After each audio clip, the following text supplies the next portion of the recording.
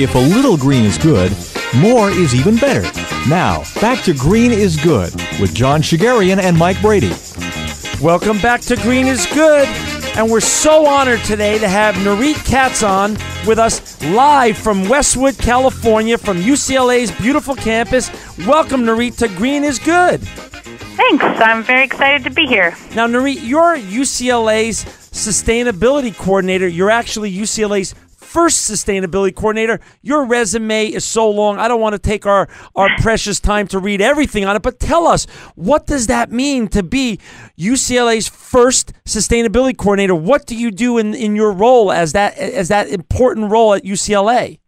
Thanks. Well, my role here is basically to help be the connection between all of our different sustainability programs. Sustainability at a university is really very broad. UCLA is kind of like a small city. We've got 60,000 people, and so sustainability touches on energy conservation and water management and recycling. And so my job is to have that bird's eye view of how it all fits together and really provide kind of the system's perspective and help move things forward. And when did you actually take that position at UCLA?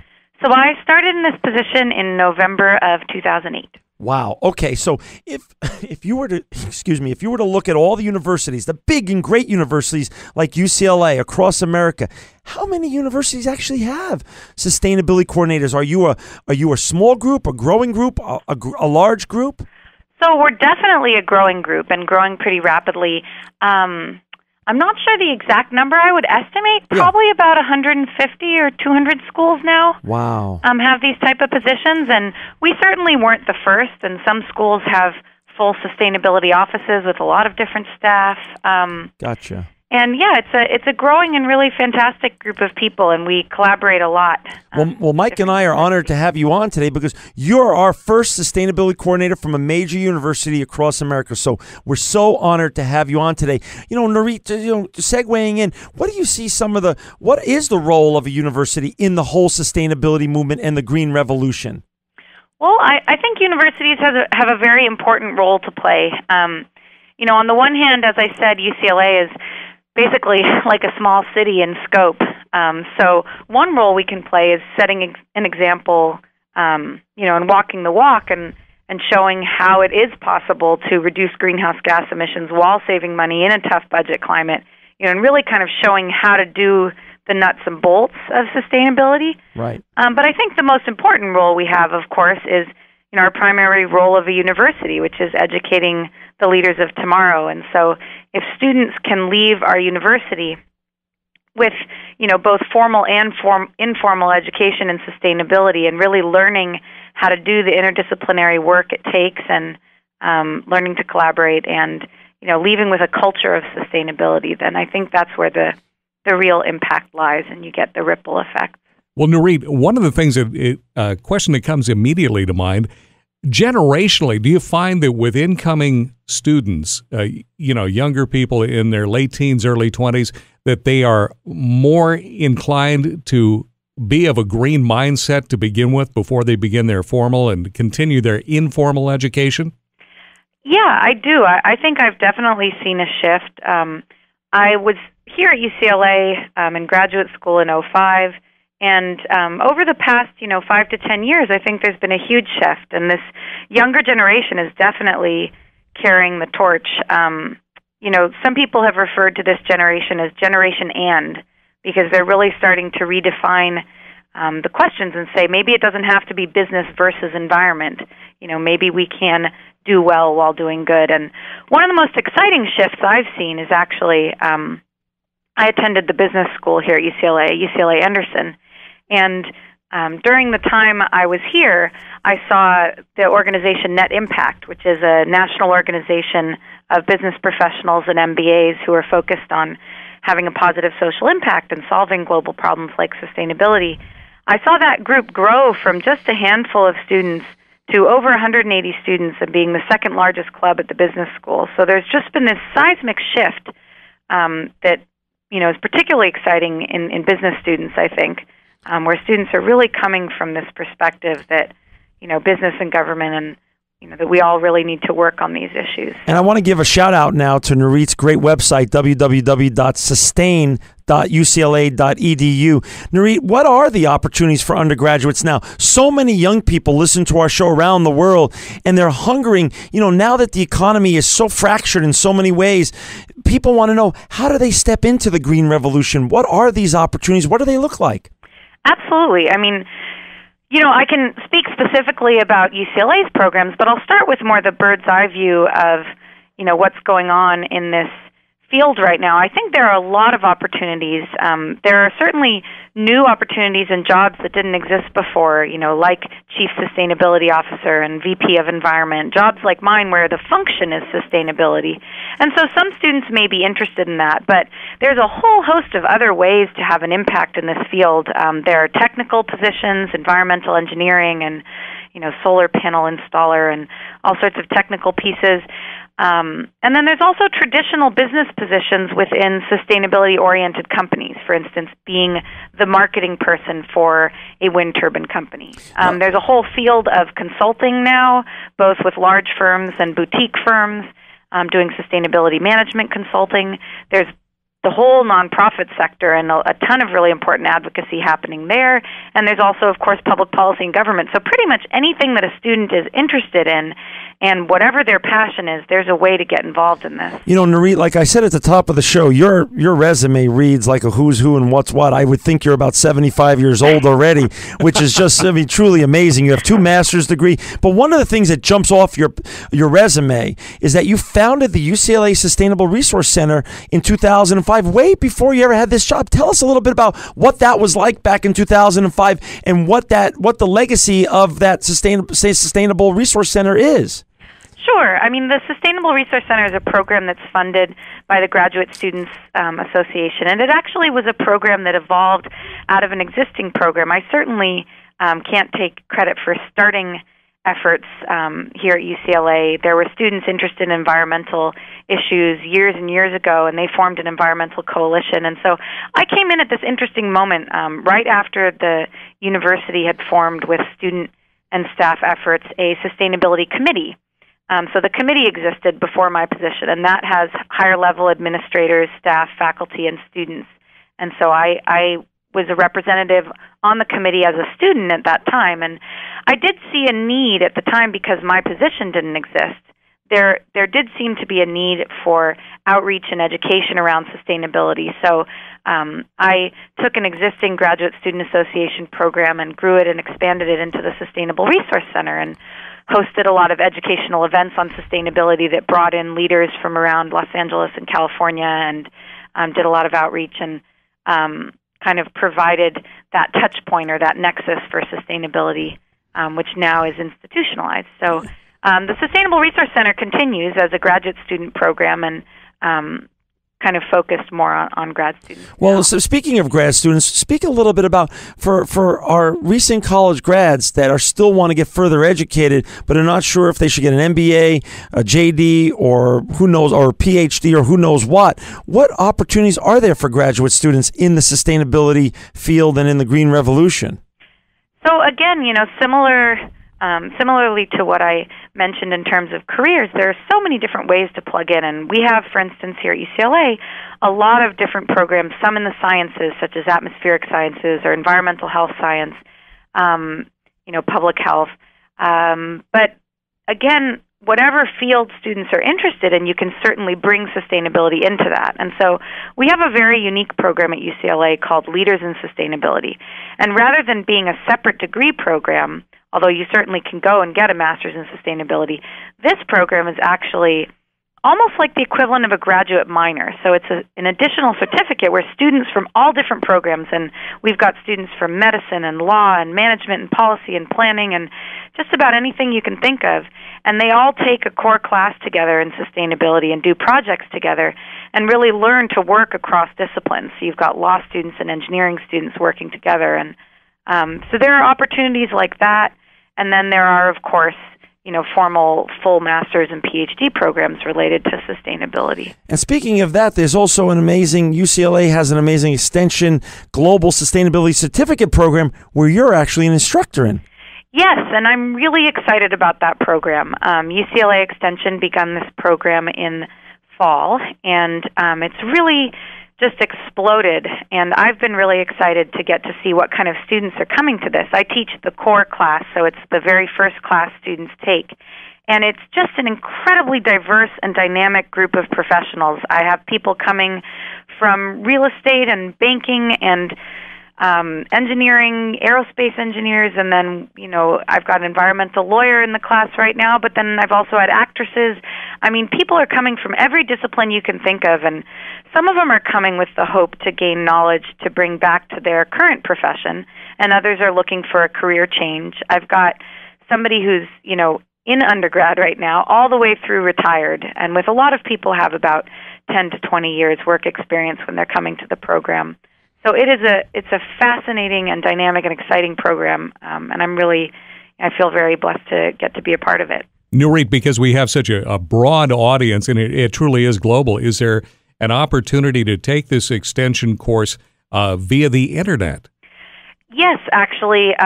One quarter this year, they did offer the course which I teach online, and some of their courses, a growing number of their courses are being offered online.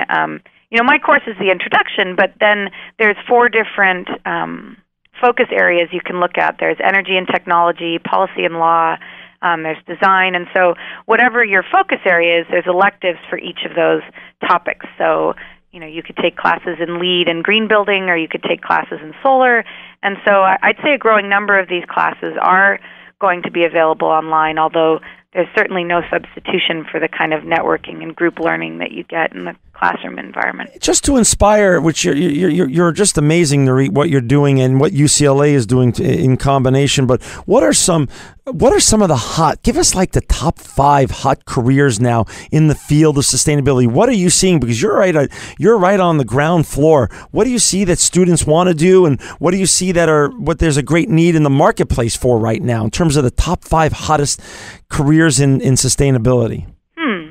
Well, I'd have to think about that. I definitely think a lot of students come to me with an interest in actually pursuing a position that is sustainability related. So kind of like my job, actually. Okay. So we'll be offering a class on teaching or on sustainability administration in the university, but a lot of students are interested in doing that in the private sector, so being the sustainability person for Google, for instance. Right. And then also I'd say consulting is pretty hot. A lot of people are either joining larger firms or starting up their own practices or wanting to start their own practices in sustainability consulting, and that's everything from strategic management to energy audits and helping people green their businesses and things like that. So.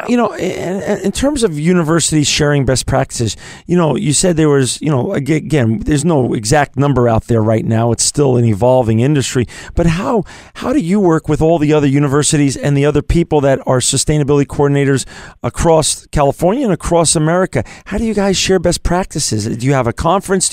Is it online? Is it formal? Is it informal? It's kind of all of the above. UCLA is very lucky to be a part of the UC system, which is a fantastic university system, 10 campuses here in California.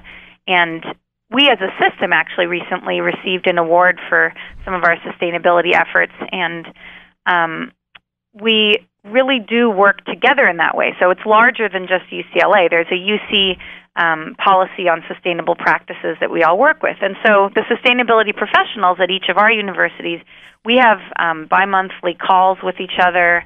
In addition to, we just recently had a huge conference that happens every year, the California Higher Ed Sustainability Conference, and that was where it was the UC system, the CSU system, or Cal State, and also the community colleges all work together to host this conference. And it's been growing over the past 8 or 9 years.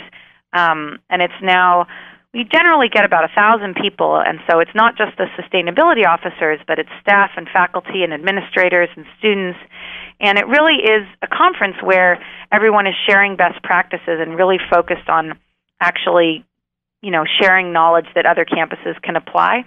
And on the national level, there's actually an organization called the Association for the Advancement of Sustainability in Higher Education, or ASHE, and their website's aashe.org. And they are a fantastic networking point for all of these different campuses and resource.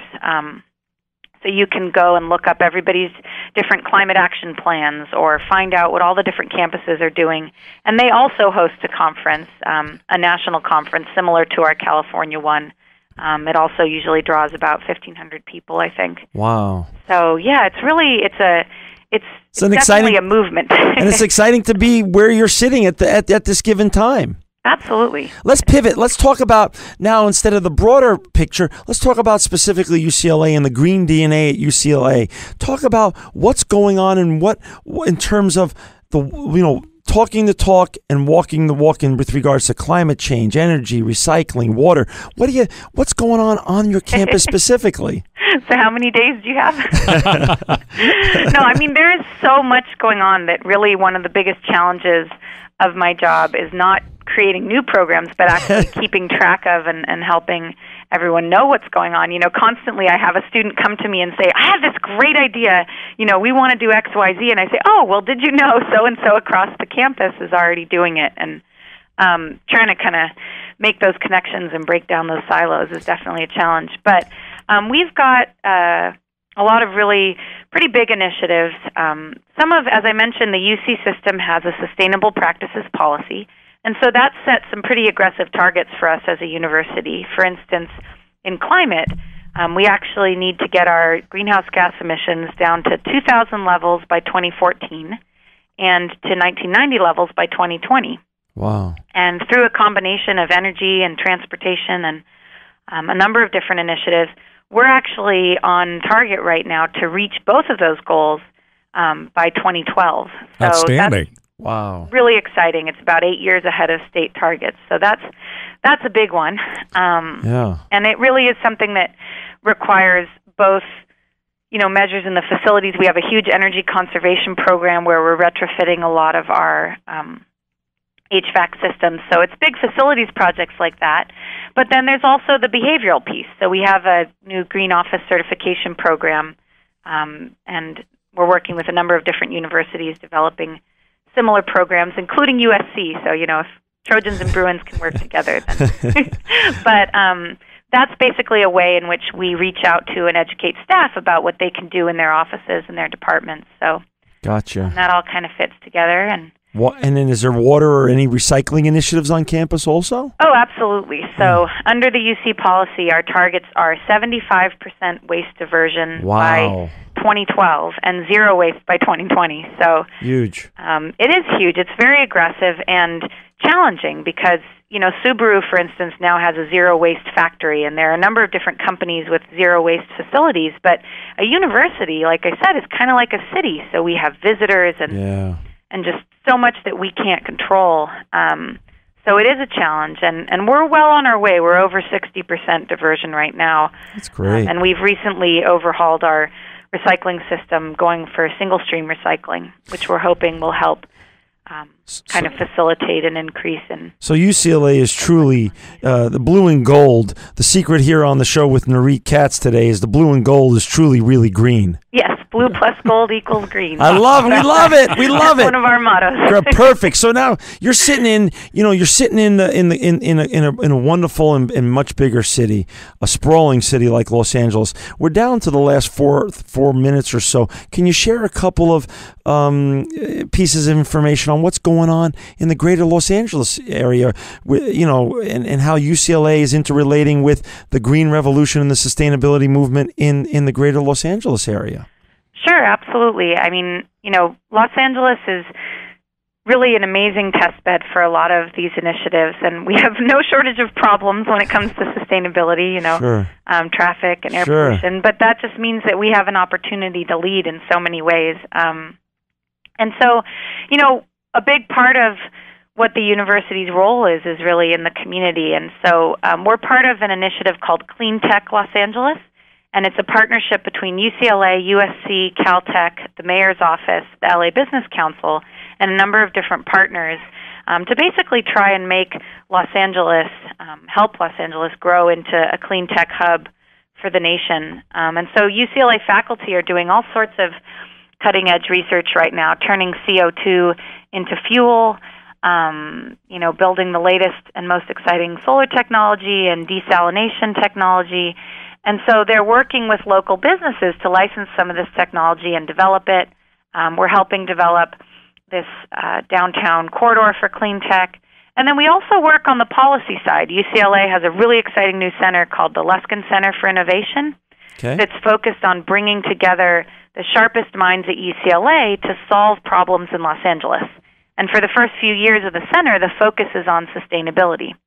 So a recent project that is really exciting, and you can check out the report online, was researchers at the Lufkin Center looking into a solar feed-in tariff program for the city and helping evaluate what the potential for that program would be and how it should be designed. The title of the report that's published online is Bringing Solar Energy to Los Angeles, an assessment of the feasibility and impacts of an in-basin solar feed-in tariff program. Wow. And so I think we'll see how that gets applied, and it's really an amazing partnership with the university, and hopefully we'll get to see that policy in place in LA. So much exciting stuff going on. And Nurit, we're down to about the last minute or so, and I just, Mike, I want to read you something from Nurit's, I've seen the correspondence that's gone back and forth between our offices and Nurit, and she has her one of her favorite quotes at the bottom of her email, which just sums up really what Nurit's all about. You make a living by what